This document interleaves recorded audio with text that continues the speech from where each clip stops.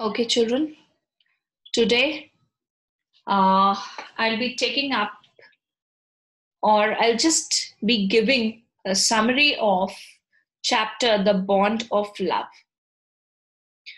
The very title speaks that the story or the narrative is going to throw light on something related to love, and that love between two existence is quite strong. The bond. This word emphasizes that the love, that the affection which we'll be going to read in this text, or the narrative that's trying to put forward, is a strong bond, is a strong, affectionate relationship between two people, two things, anything it can be. So, The Bond of Love is written by Kenneth Anderson. He's an Indo-British writer and hunter, born on 8th March 1910. He wrote books on first-hand experiences while hunting, and his style of writing is quite descriptive because he is expressing, he is describing each and every element, every emotion, every moment of adventure which he faced during his adventurous expeditions. So in this chapter, we have characters, the narrator, narrator's wife, and Bruno. So Bruno is a sloth bear. And when we'll just take up the summary, we'll come to know that who's establishing which kind of bond we are talking about, what kind of relationship and affection we are talking about, and among whom and between whom. The setting or action of the story or the narrative takes place in Mysore and in Bangalore. So let's just move up with the main thematic concern of the story. This story portrays love and friendship between an animal and a human being. Here, Bruno is that animal, the sloth bear, and he has a very close, affectionate relationship with the narrator's wife. It is true that love does not possess a proper language. Okay, it does not have any code of conduct. We cannot say that love can happen between two similar identities or something who resembles to each other. No, we can fall in love with anything. It can be a thing, it can be an animal, it can be our favorite possession, any accessories, anything. It's not that we fall in love or we fell in we get in love with anything which belongs to same genre or same possesses the same identity. No, it can be anything. Everybody can understand it and love others. Either it's animals, it's plants, it's trees, anything. So anything can understand or undermine the presence of love. So here we are basically talking about the bond of love, which happens between or which takes place between the narrator's wife and the sloth bear. Even animals and birds understand the language of love. If we love them, they will love us in return. Therefore, love is mutual. Why do we have pets? What happens? Why do we care more for an animal or a pet than a human being? Because in present scenario, what we are seeing, we can trust an animal more than a human existence. So it's not that the love can happen in same genres, on same parameters. Okay, it can happen with anyone, anywhere. It's something unpredictable. So the starting of the story is that one day the author and his friends, they were passing through the sugarcane field near Mysore, and there these people, they were driving away the wild pigs from the fields by shooting at them. And unluckily, one of the companions of the author shot a bear. You know exactly what happens when they were just trying to drive away those pigs. Okay, and when they realized that, okay, now there are no more pigs in the farm, inside the farm or in the fields. So suddenly, what happened? A bear, it came out, just came through these fields in a very panting way in a hot summer, and one of his friends, the could not control its their hunting at their hunting nature, and they just, one of his friends shoot that bear. Okay, and that bear just it laid on the ground in a very prostrate condition, in a very straight manner, and finally and suddenly they saw that something black, a skin of it, was moving away from its back.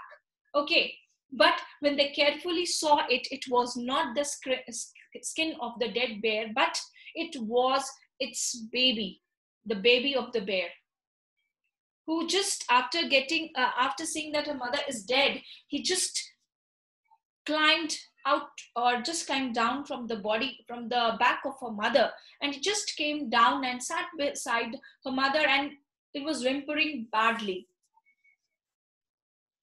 So they had found that a baby bear was also riding with the mother that was killed by them. The author brought it to Bangalore and gave it to his wife. She felt delighted on getting it. She named it Bruno, as the cub was a boy. And very soon, Bruno adapted to all eating and drinking manners. He drank each and everything. Not a single food he left, not a single drink he left. So, and in the whole episode, we find that he is quite mischievous, and he does two very mischievous incidences. One was very horrifying, other was just a casual one. So one day what happened, and an accident befell on him.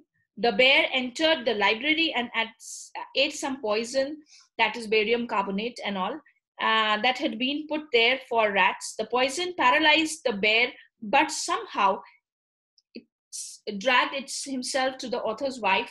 So Bruno was rushed to an animal clinic and was saved. So here also a bit is being talked about the doctor, and the panic situation in which the author was. He was stammering, and the way he was giving a fragmented detail of what has happened with Bruno, it justifies that he was very much in a terrified situation. And about the doctor, he just was putting, he was a vet doctor. He just opened his books and he was just looking at what medication is to be given to a pet who has taken up barium carbonate. This shows two things. First, the doctor is not in the whole is not very used to of treating bear.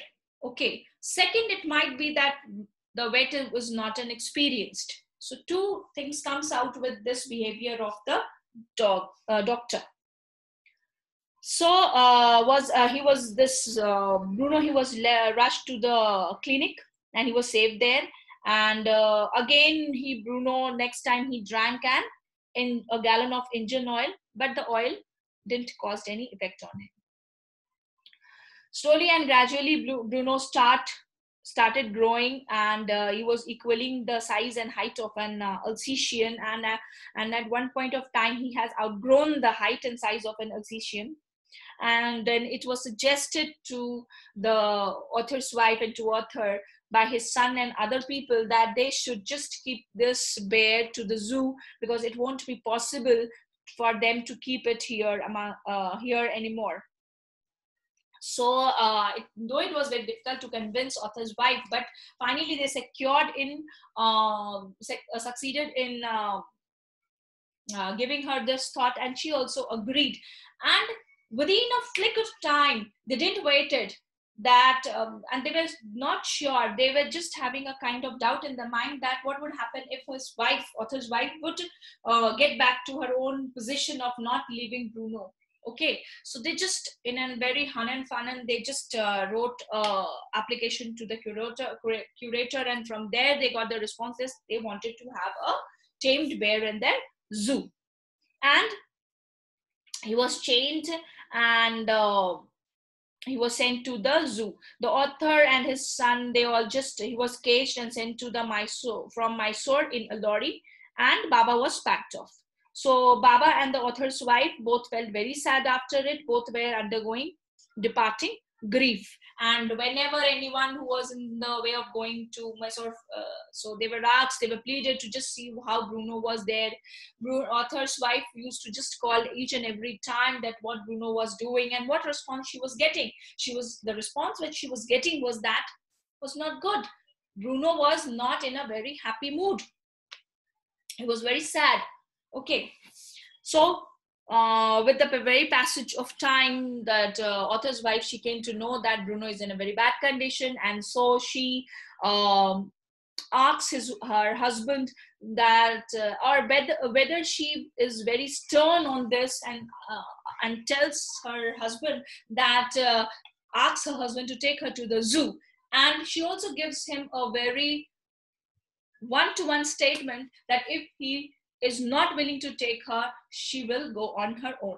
And hearing this, the author decides that yes, he will take her to the zoo. And what happens that it was just professed by everyone that the bear won't recognize author's wife, but all were proved wrong. All prophecies were proved wrong. And just from quite a far away distance, Bruno could identify narrator's wife, and he was jumping with the madness. That happiness was just the best thing. Okay, and when his wife, narrator's wife, came close to Bruno, she gave him a hug, and then she caressed him and gave him a lot of food to eat, and they had spent a very nice time. But when departure time came, it was very pathetic. Both of them were crying badly. Even the toughest people, the zookeeper, they also felt very bad. And then narrator's wife, she just begged to the curator that please give me my Bruno back, but they say that no, now it's a government property, so you can get it only if the magistrate of it or the head of it would allow it. So again they went to that head person's bungalow, and there author's wife, she cries prettily and begs for her Bruno, and being a kind-hearted man, he gives them the permission, and he also arranges for the carriage to take Bruno back, and Bruno is taken back to this author's place. Okay, and then there it is that an island sort of is made for Bruno to stay there, and again he comes up with all his mischiefs, his playful things, how he takes his gun and he plays with that log, showing that it's his baby.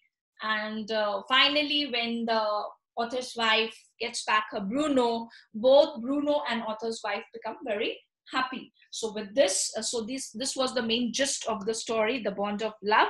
So a few things that should be kept in mind while dealing with this chapter is that I'll just put it in capsules. First is that the author once found an orphan sloth bear and presented it to his wife. Second, author's wife christened it as Bruno, and she loved him deeply. She put a colored ribbon around his neck. She cooked a variety of dishes for him. He also performed many playful tricks which gave pleasures to her. They enjoyed each other's company. And when the bear grew big, he was dangerous for the children in the house. So majority of that time he was chained. The author decided to send him to a zoo, and his departure was very painful for both Bruno and his wife. Finally, she asks her husband to get her to the zoo, and there, when she met, she decides that no, Bruno is going with her, and she arranges, she makes plans, she begs that her Bruno should be with her. And finally, by the end of the narrative, we find that Bruno is with the author's wife. So with this chapter, we come to know that love does not have a language. It is not bounded. It can happen with anyone, anywhere, irrespective of anything. Okay.